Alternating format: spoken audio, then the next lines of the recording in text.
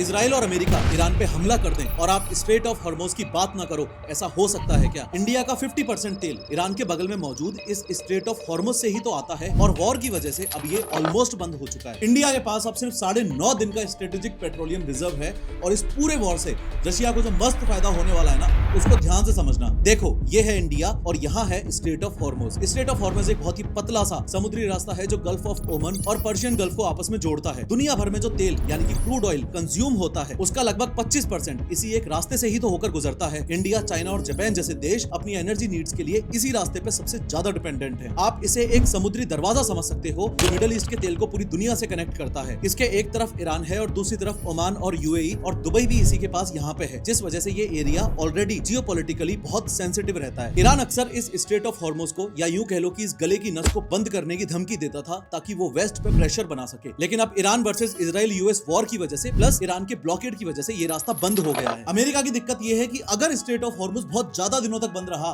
तो इंडिया और China Russia से और ज्यादा तेल खरीदेंगे और ट्रंप का दुश्मन पुतिन बिना कुछ किए ऑटोमेटिकली दुनिया का सबसे पावरफुल ऑयल सेलर बन जाएगा। यही जियोपॉलिटिक्स है। ईरान का खुद का तेल भी हॉर्मोज से जाता है, तो हॉर्मोज बंद करना उनके लिए सेल्फ डिस्ट्रक्शन था, इसलिए कभी फुली क्लोज नहीं किया था। लेकिन अब चूंकि अमेरिका ने उनका सुप्रीम लीडर खामेनेई ही मार दिया, तो ईरान के पास अब खोने के लिए कुछ भी नहीं बचता। यही फैक्ट इस पूरे वॉर को और ज्यादा डेंजरस बनाता है।